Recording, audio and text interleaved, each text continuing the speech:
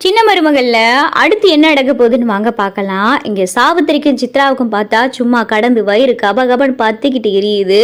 பாத்தியாமா, பிச்சைக்கார பைய அந்த தமிழ்ச்செல்வியோட அப்பன் செல்லப்பாண்டிக்கு கட்சியில பொறுப்பு கொடுத்திருக்காரு பெரியப்பா. என்னைக்காவது நம்ம போஸை கூப்பிட்டு ஏதாவது பண்ணிருப்பாரா? வீட்டுக்கு வெளியே கடந்தவ இப்ப வீட்டுக்குள்ள வந்துட்டான். இதே மாதிரி நம்ம போஸையும் மண்ணு சேர்த்துக்கலாமா?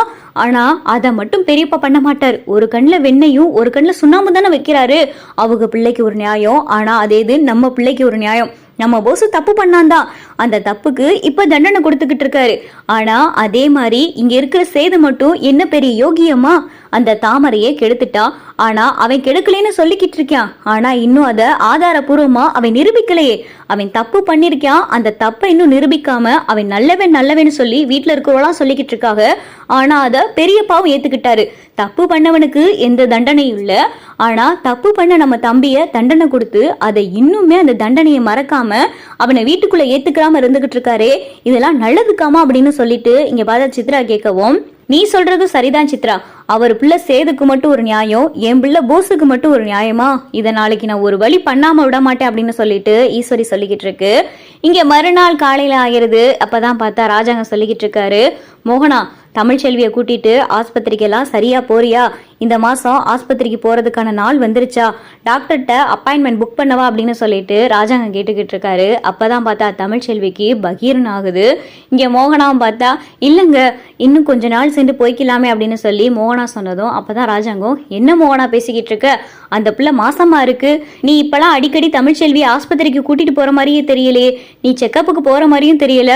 2 மாசத்துக்கு முன்னாடி ஒரு தடவை செக்கப் போயிட்டு வந்த, அதுக்கப்புறம் இன்னும் போகவே இல்லையே, என்ன மோகனா இவ்வளவு வளர்ச்சியமா இருக்கு அப்படின்னு சொல்லி ராஜாங்க கேட்கவும், இல்லைங்க அது அப்படின்னு சொல்லிட்டு இங்க பார்த்தா மோகனா இழுக்கவும், வீட்டுல இவ்வளவு பிரச்சனை நடந்துகிட்டு இருந்துச்சுல, நம்ம வேற இடையில கொடைக்கானல்லாம் போனோம், அது இது அப்படி இப்படின்னு சொல்லி நாள் தள்ளிக்கிட்டே போயிருச்சுங்க அப்படின்னு சொல்லி மோகனா சொல்லவும், சரி மோகனா எது எப்படி வேணா இருக்கட்டும், இப்பதான் வீடு பழைய நிலைமைக்கு திரும்பிருச்சே, தமிழ்ச்செல்வி மறுபடி நம்ம வீட்டுக்குள்ள சின்ன மருமகளா தான் வந்துட்டால, அப்புறம் என்ன, நீ தமிழ்ச்செல்வி இன்னைக்கு ஆஸ்பத்திரிக்கு கூட்டிட்டு போய் குழந்தை எப்படி என்ன ஏதுன்னு சொல்லி ஸ்கேன் ரிப்போர்ட் வாங்கிட்டு வா, நான் அந்த ஸ்கேன் ரிப்போர்ட்லாம் பார்க்கணும் அப்படின்னு சொல்லிட்டு இங்கே ராஜாங்க கேட்கவும், சரிங்க அப்படின்னு சொல்லிட்டு மோகனாவால் எதுவுமே பேச முடியாமல் அமைதியாக இருக்கவும், அப்போதான் பார்த்தா ஈஸ்வரியும் சித்ரா வந்துட்டு, மாமா உங்ககிட்ட நான் கொஞ்சம் பேசணும் அப்படின்னு சொல்லி ஈஸ்வரி சொன்னதும், என்ன ஈஸ்வரி அப்படின்னு சொல்லி ராஜாங்க கேட்டுக்கிட்டு இருக்காரு.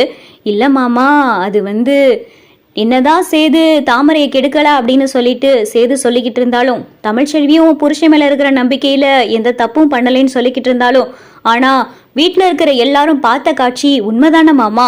அப்ப அதுக்கு மட்டும் என்ன மாமா தீர்ப்பு?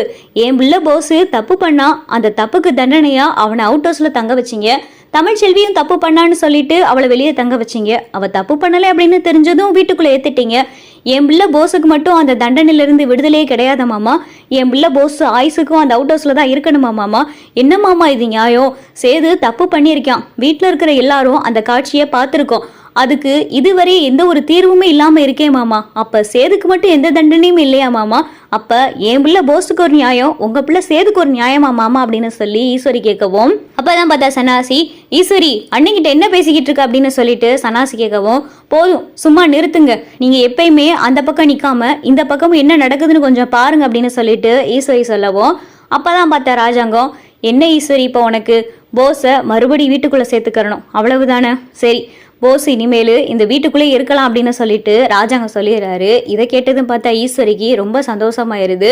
இது ராஜாங்கம் தானா அப்படின்னு சொல்லிட்டு ஈஸ்வரிக்கே சந்தேகமாகுது. சரி மாமா போஸை வீட்டுக்குள்ளே சேர்த்துக்கிறீங்க, ஆனா சேது பிரச்சனைக்கு இன்னும் ஒரு முடிவு வரலையே மாமா அப்படின்னு சொல்லிட்டு இங்க ஈஸ்வரி சொல்லவும், அப்பதான் பார்த்தா ராஜாங்கம் சேது கிட்ட கேட்கிறாரு, சேது அன்னைக்கு என்னதான் நடந்துச்சு, உனக்கு என்ன நடந்துச்சோ அதை இப்ப சொல்லு அப்படின்னு சொல்லிட்டு ராஜாங்க சொல்லவும், அப்பா அன்னைக்கு எனக்கு மயக்க வர மாதிரியே இருந்துச்சு, நான் மயங்கின மாதிரி தான்ப்பா இருந்துச்சு, ஆனா அதுக்கப்புறம் என்ன நடந்துச்சுன்னே தெரியல, அந்த கேக்கு சாப்பிட்டேன்ப்பா, அந்த கேக்ல மயக்க மருந்து கலந்துருக்குமான்னு சந்தேகமா இருக்குன்னு சொல்லிட்டு அதை பரிசோதனை பண்றதுக்கெல்லாம் கருப்பு மாமாட்ட கொடுத்து விட்டேன், ஆனா அதை பரிசோதனை பண்ணவங்க அதுல எதுவுமே கலக்கல அப்படின்னு சொல்லி வீட்டுக்கு வந்து சொன்னதா கருப்பு மாமா சொல்றாரு, ஆனா இப்பயுமே எனக்கு சந்தேகமா தான் இருக்குப்பா, அதை கொஞ்சம் என்ன நீங்க தான் பார்க்கணும் அப்படின்னு சொல்லிட்டு சேது சொன்னதும் அவதான் பார்த்தா ராஜாங்கத்துக்கு தெரிஞ்ச போலீஸ்க்கு ஃபோன் பண்றாரு. இந்த மாதிரி கேக்கை பரிசோதனை பண்ண இடத்துக்கு போய் கேக்கை விசாரிக்க சொல்றாரு.